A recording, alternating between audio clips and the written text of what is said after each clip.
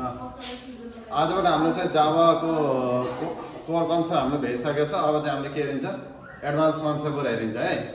Advance कन्सेप्टमा के पर्छ J2E अनि त्यसपछि तपाईहरुले माथिको सबै पर्छ है।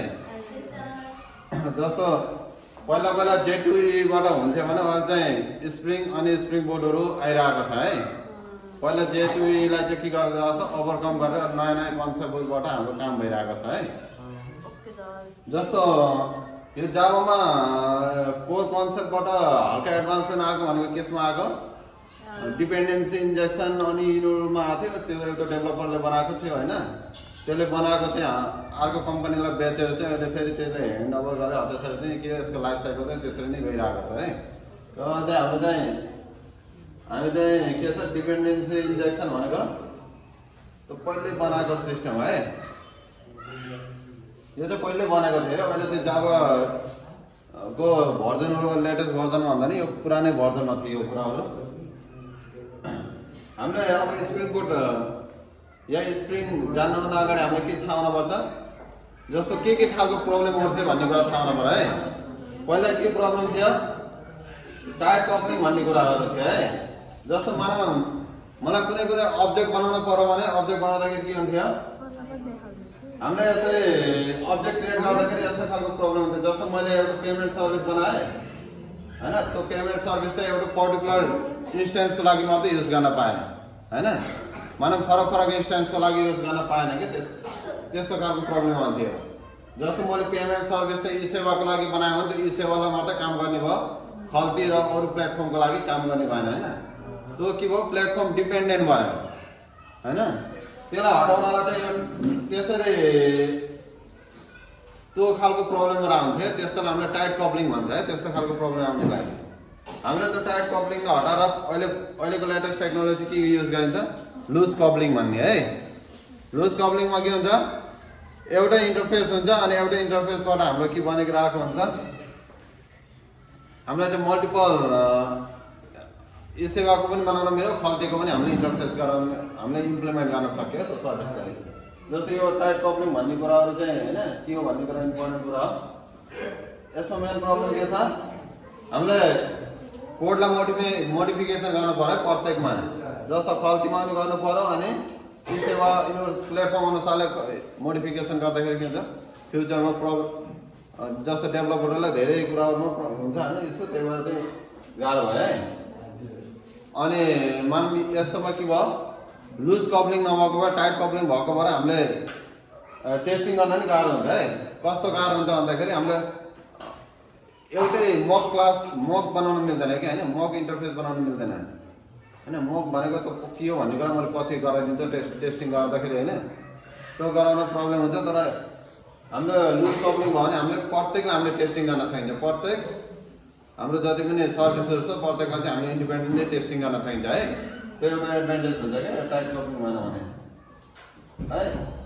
यो टाइट कपलिङ त्यही भएर यो धेरै प्रब्लम भएन। त्यही भएर यो सेवा खल्तीमा चाहिँ मोडिफाई गर्न मक object cannot be use for testing हैन। यो टेस्टिङ गर्नलाई चाहिँ मक अब्जेक्ट चाहिँ हामीले बनाउन गाह्रो हुन्छ। अब्जेक्ट स्केटर हुन्छ हैन।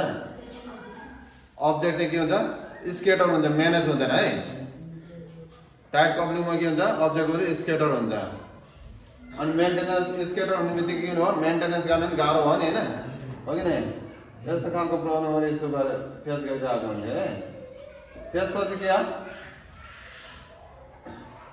अब त्यसलाई सल्भ गर्न हामीले यसरी चाहिँ के भयो हामीले एउटा इन्टरफेस क्लास बनाइन्छ हैन पेमेन्ट सर्भिस भन्ने।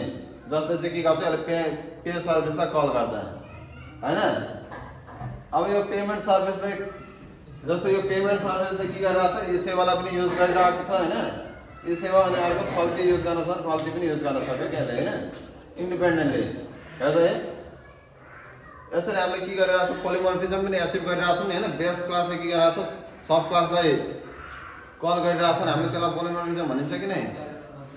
एउटै मैले बनाएको इन्टरफेस चाहिँ मैले के गर्न सके यो इन्टरफेस मैले ई-सेवाको लागि युज गर्न सके खल्तीको लागि युज गर्न सके है एउटै इन्टरफेस। अब यो फाइदा हुन्छ यस्तो भए चाहिँ है। यसलाई हामीले पोलिमोर्फिजम भनेर हेर्दै लुज कपलिङ चाहिँ हामीले एचिभ गरिन्छ यसरी। जस्तो मैले हेर्दा अर्डर सर्भिसमा चाहिँ मैले यो पेमेन्ट सर्भिसलाई इन्जेक्ट गरेँ भने यसलाई हामीले डिपेन्डेन्सी इन्जेक्सन भन्छ। यो राम्रोसँग हामीले पछि पनि भनिन्छ। यहाँ मैले के गरेको छु इन्जेक्ट गरिरहेको छु बाहिरबाट। यो पेमेन्ट सर्भिस अनि एउटा छुट्टै क्लास छ, यसलाई चाहिँ मैले अर्डर सर्भिसमा इन्जेक्ट गरिदिरहेको छु होइन। यो इन्जेक्ट गरेर चाहिँ के हुनुभयो, मैले पेमेन्ट सर्भिसलाई युज गर्न सकेँ है, बुझ्यो नि। अर्डर सर्भिसमा मैले पेमेन्ट सर्भिसलाई के गरिरहेको छु इन्जेक्ट गरिदिरहेको छु। अब यसको चाहिँ हेर्दा यो पेमेन्ट सर्भिसको अब्जेक्ट नबनाइकन पनि मैले के गर्न सकेँ, यसलाई युज गर्न सकेँ। अब्जेक्ट बनाउनै पर्दैन यस्तै गर्दा। यो सबै कसले हेर्छ, यो फ्रेमवर्कले हेर्छ सबै कुराहरू है। हेर्दै अब्जेक्ट बनाउनु पर्दैन अर्डर सर्भिसको हामीलाई होइन। हामीले डाइरेक्ट बाहिरबाट के गर्न सकिन्छ, इन्जेक्ट गर्न सकिन्छ है। डिपेन्डेन्सी इन्जेक्सन भनेको के हो, आफ्नै कुनै पनि त्यस्तो हुँदैन होइन। डिपेन्डेन्सी इन्जेक्सन भनेको हामीले बाहिरबाट चाहिँ के गरिन्छ, इन्जेक्ट गरिन्छ है यसलाई चाहिँ। खासै हुँदैन। अब यो डिपेन्डेन्सी इन्जेक्सनमा भने के हुन्छ, यसलाई चाहिँ लुज कपलिङहरू हुन्छ होइन। अनि कोडलाई चाहिँ फ्लेक्सिबल गराउँछ। प्रत्येक इन्टरफेस हामीले टेस्टिङ गर्न सजिलो हुन्छ होइन। बनाएको हामीले जस्तै सेवा खल्ती कुनको लागि तिमीले चेक गर्न गइरहेको छ त्यो गर्न सजिलो हुन्छ र कोडलाई मेन्टेनेन्स र स्केल अप गर्न पनि सक्यो है। कोड इजिली मेन्टेन गरेछ भनेको बल्ल त्यसलाई चाहिँ अझै बढाएर राम्रो गरौँ भन्ने सकिन्छ नि होइन। त्यही मेन्टेन गर्दै गइरहेको भने तिम्रो जिन्दगी के हुन्छ, त्यसलाई राम्रो स्केल अप गर्न सक्दैनौ नि होइन, हो कि नै है। यो खालको इस्यु फेस गर्छ। हामीलाई किन चाहिन्छ स्प्रिङ फ्रेमवर्क, हामीले कुनै पनि ठुलो प्रोजेक्टलाई ह्यान्डल गर्न छ भने हामीलाई के चाहिन्छ, स्प्रिङ फ्रेमवर्क चाहिन्छ है। हामीले आफैले म्यानुअली अब्जेक्ट क्रिएट गर्नलाई गाह्रो हुन्छ त स्प्रिङ फ्रेमवर्कले के गर्छ, त्यसको सबै लाइफ साइकल होइन, बिन क्रिएसनदेखि लिएर बिन डेस्ट्रय सबै कुराहरू त्यसलाई हेर्छ है। स्प्रिङ फ्रेमवर्कले इन्भर्जन अफ कन्ट्रोल पनि के गर्छ, प्रोभाइड गर्छ है। इन्भर्जन अफ कन्ट्रोल भनेको के हो, सबै कन्ट्रोल चाहिँ हामीले चाहिँ फ्रेमवर्कलाई दियौँ भने यसलाई इन्भर्जन अफ कन्ट्रोल भन्छ। पहिला डेभलपरले गरिरहेको थियो भने त्यो चाहिँ कसले गर्नुभयो, फ्रेमवर्कले गर्नुभयो है इन्भर्जन अफ कन्ट्रोल भनेको। यो कुराहरू इन्भर्जन अफ कन्ट्रोल भनेको के हो, फ्रेमवर्कले चाहिँ आफैले चाहिँ कन्ट्रोल गर्छ है फ्रेमवर्कलाई है, डेभलपरले केही पनि गर्दैन। अब यो स्प्रिङ फ्रेमवर्क अनि त्यसमा चाहिँ यो स्प्रिङ बोर्ड भन्ने कुरा आउँछ है। त्यसपछि चाहिँ के भयो, पहिला J2EE आयो, त्यसपछि चाहिँ स्प्रिङ फ्रेमवर्क आयो, त्यसपछि स्प्रिङ बोर्ड आयो है।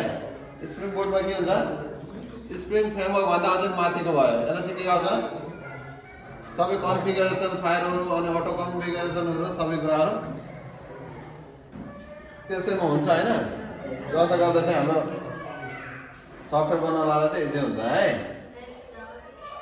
त हाम्रो ओभरअल हामीलाई के हेऱ्यो, टाइट कपलिङ भनेको के हो, टाइट कपलिङले भनेको के हो, अनि त्यसपछि इन्टरफेस भनेको के हो र डिपेन्डेन्सी इन्जेक्सन भनेको के हो होइन। अनि स्प्रिङ फ्रेमवर्कले कसरी डिपेन्डेन्सी इन्जेक्सनलाई युज गरिरहेको छ र अनि लास्टमा स्प्रिङ बोर्डले चाहिँ कसरी हेल्प गरिरहेको छ भन्ने ओभरभ्यू चाहिँ यही हो है। ल आजको लागि